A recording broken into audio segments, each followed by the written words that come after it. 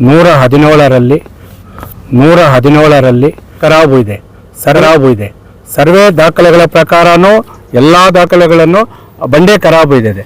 ಆ ಪ್ರಪಂಚದಲ್ಲಿ ಯಾವುದೇ ರೀತಿಯಲ್ಲಿ ನೋಡ್ಕೊಳ್ರಿ ಬಂಡೆ ಖರಾಬ್ ಅಂತ ಬರ್ತಾ ಇದೆ ಹೊತ್ತು ಅಲ್ಲಾದ್ಯಂತ ಇರೋ ಬೆಟ್ಟಗುಟ್ಟುಗಳು ಅದನ್ನು ಯಾಕೆ ಕ್ರಿಯಾ ಅಂತೇಳಿ ಮಾಡ್ಕೋಬೋದಾಗಿತ್ತಲ್ಲ. ಯಾಕೆ ಅದನ್ನು ಮಾಡಿಲ್ಲ?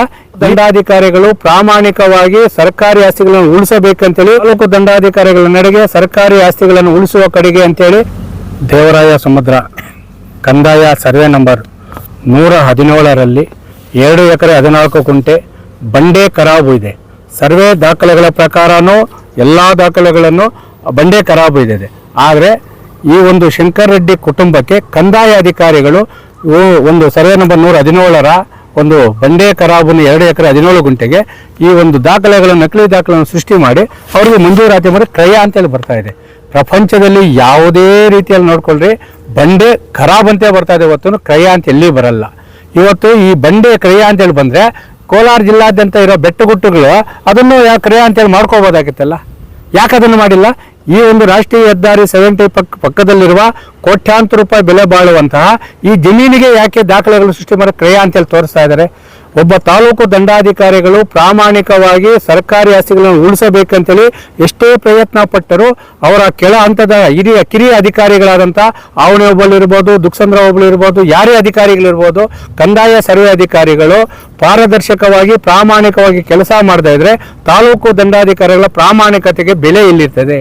ಇದು ನಾವು ಪ್ರಶ್ನೆ ಮಾಡ್ತಾ ಇದ್ದೀವಿ, ನಾವು ಮನವಿ ಕೊಡ್ತಾ ಇದ್ದೀವಿ.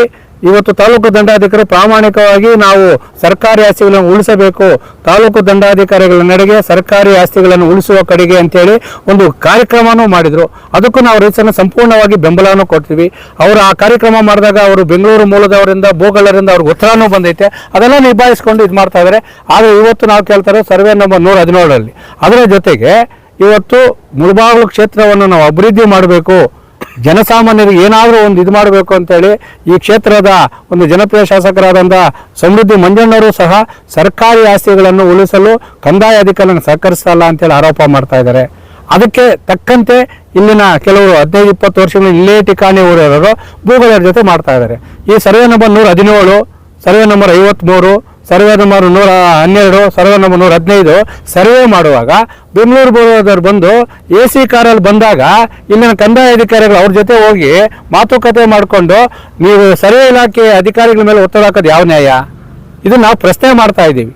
ಯಾಕಂದರೆ ಸರ್ಕಾರಿ ಆಸ್ತಿಗಳನ್ನು ಉಳಿಸುವ ಜವಾಬ್ದಾರಿ ಕಂದಾಯ ಮತ್ತು ಸರ್ವೆ ಅಧಿಕಾರಿಗಳ ಮೇಲಿದೆ. ನಾವು ಕೇಳ್ತಾ ಇರೋದು ಈ ಒಂದು ರಾಷ್ಟ್ರೀಯ ಹೆದ್ದಾರಿ 70 ಪಕ್ಕದಲ್ಲಿ ಈ ಹೊಂದಿಕೊಂಡಿರುವ ಕೋಟ್ಯಾಂತರ ರೂಪಾಯಿ ಬೆಲೆ ಬಾಳುವ survey number 117, survey number 53, survey number 118 ಅದರಲ್ಲಿ ಏನು ಒತ್ತುವರಿ ಆಗಿದೆ ಎಲ್ಲ ಜಮೀನನ್ನು ಒತ್ತುವರಿ ತೆರವುಗೊಳಿಸಬೇಕು. ಸರ್ವೆ ನಂಬರ್ 117ರಲ್ಲಿ 2 ಎಕರೆ 14 ಗುಂಟೆ ಒಂದು ಕಲ್ಲು ಬಂಡೆಗಳ ಜಮೀನನ್ನು ಕಲ್ಲು ಕುಟುಕರಿಗೆ ಮೀಸಲಿಡಬೇಕು. ಅದರಲ್ಲಿ ಕೆಳ ಇರುವಂಥ ರೈತರಿಗೆ ಅನಾನುಕೂಲ ಏನಾಗ್ತಾ ಇದೆ, ಈ ಬೆಂಗಳೂರು ಭೂಗಳು ಯಾವಾಗ ಬಂದರೂ ಈ ಒಂದು ರಿಯಲ್ ಎಸ್ಟೇಟ್ ಉದ್ಯಮಗಳಿಗೆ ಅವತ್ತು ಬರೋದು, ಇಲ್ಲನ್ನು ಕೆಲವರು ಸ್ಥಳೀಯರನ್ನು ಕೈ ಕಟ್ಕೊಳ್ಳೋದು, 1 ಎಕರೆ ಇದ್ರೆ 10 ಎಕರೆ ಕಾಂಪೌಂಡ್ ಹಾಕೋದು, ಅದಕ್ಕೆ ನಕಲಿ ದಾಖಲೆ ಸೃಷ್ಟಿ ಮಾಡೋದು, ಕೆಳ ಇರುವಂಥ ರೈತರಿಗೆ ರಸ್ತೆಗಳೇ ಬಿಡಲ್ಲ, ಬಂಡಿದಾರೇನೂ ಬಿಡಲ್ಲ, ಸ್ಮಶಾನಕ್ಕೂ ಬಿಡಲ್ಲ, ಎಲ್ಲ ನುಂಗಿ ನೀರು ಕುಡಿತಾ ಇದ್ದಾರೆ. ಅದರಿಂದ ಲಕ್ಷಾಂತರ ರೂಪಾಯಿ ಬಂಡವಾಳಕ್ಕೆ ಬೆಳೆದ ರೈತರು ಎಲ್ಲಿ ಹೋಗಬೇಕು? ದೇಶ ಯಾವ ಮಾಡಿ ಬಂದಿರುವಂತಹ ಯೋಧರು ಎಲ್ಲಿ ಹೋಗಬೇಕು? ಜಾನುವಾರುಗಳು ಎಲ್ಲಿ ಮೇಯಿಸಬೇಕು?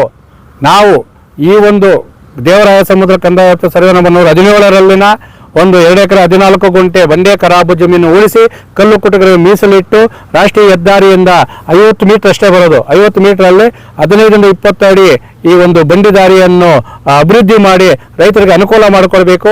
ಸರ್ವೆ ನಂಬರ್ 118 53ರಲ್ಲಿ ಏನು ಒತ್ತುವರಿ ಆಗಿದೆ ಸುಮಾರು 15-20 ಎಕರೆ ಆ ಜಮೀನನ್ನು ಒತ್ತುವರಿ ತೆರವುಗೊಳಿಸುವ ಜೊತೆಗೆ ದೇವರಾಯ ಸಮುದ್ರ ಕಂದಾಯ ವ್ಯಾಪ್ತಿ ಎಲ್ಲ ಸರ್ಕಾರಿ ಜಮೀನುಗಳನ್ನು ಉಳಿಸಿ ಜಾನುವಾರುಗಳಿಗೆ, ಇಲ್ಲಾಂದರೆ ನಿವೃತ್ತ ಯೋಧರಿಗೆ, ಇಲ್ಲಾಂದರೆ ಬಡ ರೈತ ಕೂಲಿ ಕಾರ್ಮಿಕ ಮಹಿಳೆಯರಿಗೆ ಫಲ 2 ಎಕರೆ ಮಂಜೂರು ಮಾಡಬೇಕಂತೇಳಿ ದಿನಾಂಕ 25/3/2026 ಬುಧವಾರ ಬೆಳಗ್ಗೆ 11 ಗಂಟೆಗೆ ಸರ್ವೆ ನಂಬರ್ 117ರ ಕಲ್ಲು ಬಂಡೆಗಳ ಜಮೀನಿನ ಮೇಲೆ ನೊಂದ ರೈತ ಮಹಿಳೆಯರು, ರಸ್ತೆ ವಂಚಿತ ರೈತರು, ನಿವೃತ್ತ ಯೋಧರು ಮತ್ತು ರೈತ ಸಂಘದಿಂದ ಹೋರಾಟವನ್ನು ಹಮ್ಮಿಕೊಂಡಿದ್ದು, ಈ ಹೋರಾಟದ ಸ್ಥಳಕ್ಕೆ ಮನೆ ಉಪವಿಭಾಗಾಧಿಕಾರಿಗಳು, ತಾಲೂಕು ದಂಡಾಧಿಕಾರಿಗಳು ಬಂದು ಮನವಿ ಸ್ವೀಕರಿಸಿ ನಮಗೆ ಒಂದು ಲಿಖಿತ ರೂಪದಲ್ಲಿ ನಮಗೆ ಏನೋ ಭರವಸೆ ಕೊಡಬೇಕು.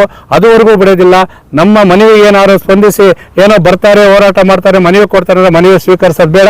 ನಾವು ರಾತ್ರಿ ವಿಷದ ಬಾಟಲು ಸಮೇತ ಇದೇ ರಸ್ತೆಯಲ್ಲಿ ಇದೇ ಜಮೀನಿನ ಮೇಲೆ ಕುಳಿತು ಹೋರಾಟ ಮಾಡ್ತೀವಿ.